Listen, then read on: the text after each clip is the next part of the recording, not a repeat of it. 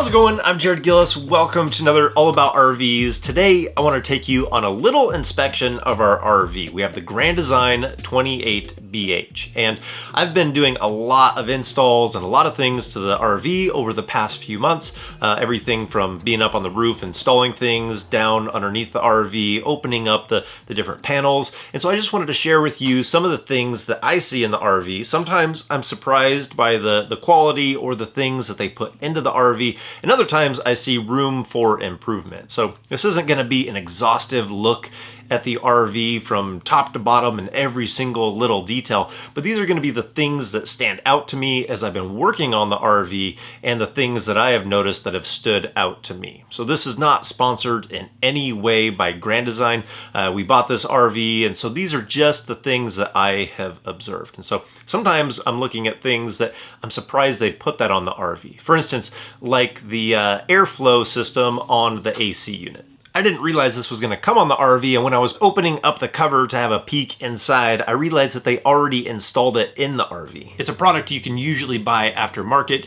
You can install it inside the AC, and it just helps give you a much better airflow system for the AC unit to give you more airflow out of your ductwork that's in the ceiling. It helps your AC work more efficiently. You have less turbulence in there. So for one, that's a great addition to be able to see that installed from factory, especially since we only have one AC unit on this. It's prepped for two. And I can say from round one going down into southern Florida, around 85-degree days, this had no problem keeping up with that with the one AC in the RV airflow system. So I think that's a great addition that they started doing from the factory at Grand Design. Now, if we take a look at the shower door in the RV, it's a little bit different story. There, it's not a bad product. I wouldn't say it was a bad shower door, but I didn't like the way that it was installed. We had issues with it. It was constantly leaking. It needed to be sealed up properly, and that had to do more with the install. If you let the water hit it from inside the shower, which is obviously going to happen when you're taking a shower,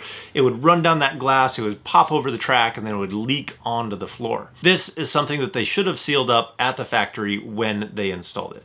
We actually ended up getting rid of the shower doors, and we went with a curtain just to save on a little bit of weight and the use of it. We preferred the curtain. But also inside the shower, as far as a material, I really wish that they would have used different screws. We've been replacing the screws in there for stainless steel screws. They put screws in there that rust, so that's something that you shouldn't put in a shower if you know there's going to be water contact. It's going to rust, it's going to run down the walls. So we preemptively swapped out all that hardware inside the shower. There wasn't a ton of it, but the screws that were in there, we swapped them out with stainless steel, and we sealed behind it when we put those screws in, so that way we don't have any water getting back in behind there, and those screws are not going to rust. So it's not exactly like I'm typing up an inspection report, but if we want to chalk one up for great job on the RV airflow, good install on that, the shower needs a little bit more attention.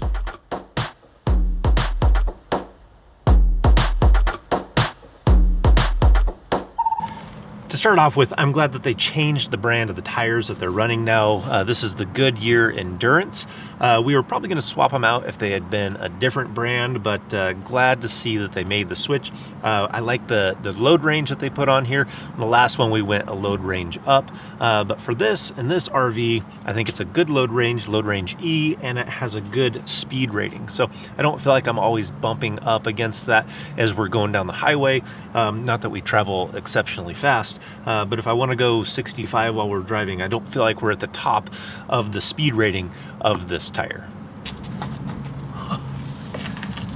I also like what I'm seeing in the suspension and the components that they're using here for this equalizer. So for this type of a system, I think this is an excellent setup. So we have the CRE 3000, which gives us 3 inches more of travel, which gives you a little bit more cushion when you're going down the road. It's supposed to make the RV ride a little bit better. A lot of people like to upgrade to this system, so it's nice that it's coming stock on a unit like this. But then also it comes with the wet bolts, so that you can lubricate these rather than having to change the inserts on the inside, and they give you the much thicker, beefier shackles that a lot of people like to upgrade to. So having that all in the equalizer suspension system is, I think, a great addition to this lineup for the RVs.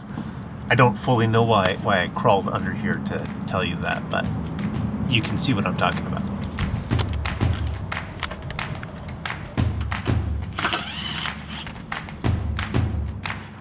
Now this is an area we can dig in and see a little bit more of the internal components.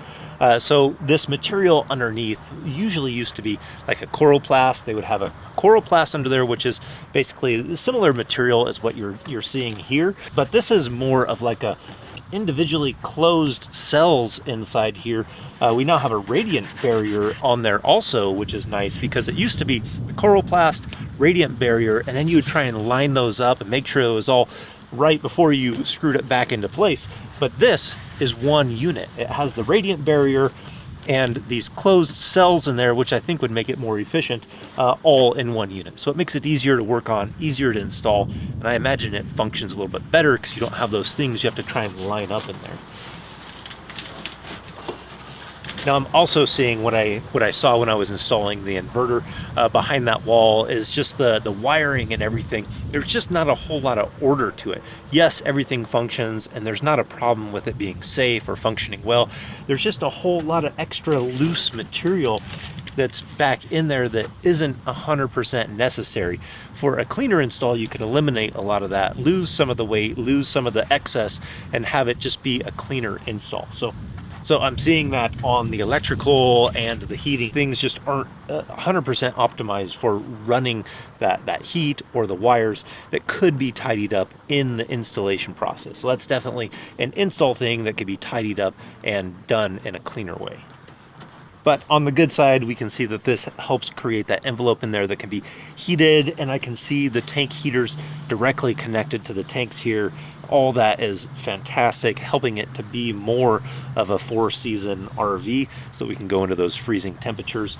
And this radiant barrier is going to help in the cold, and the radiant barrier that they put on the front cap and the ceiling is going to help in the summertime when you're trying to use the AC to be a little more efficient in there.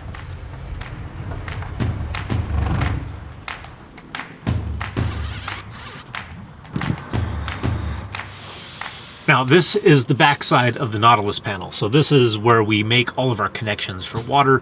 If we're connecting to city water or using the pump or filling the tanks, this is a very functional use for that. But the thing that I would really like to see changed, and as I've been going through it, are these PEX clamps on this flexible tubing. These PEX clamps are meant to be for PEX pipe, and they work fantastic for that. But on this flexible tubing, it works in the beginning, but there's a chance that it can work its way loose and you can start to get a leak back in here. It's not the proper intended purpose to use these clamps on this tubing. So it'd be better if they used a lot less of this flexible tubing. They use it in a lot of areas where it's going to the point of use. So it's going to the fixtures. It's easier because they can make that connection all in one flexible tubing. Even though PEX is flexible too, this is much more flexible, so they can get to that point without having to have more connections. Like we have an elbow here in this PEX. This is something that we swapped out when we were doing the water heater. We swapped out this flexible tubing for PEX, and this is a brass fitting in here. So you can get away with less fittings, less crimps if you use the flexible hose. But I would prefer to see more PEX, because PEX is amazingly strong, and use less of this tubing. I would only use this tubing when you're connecting to the pump to eliminate some of that vibration and get rid of some of that noise.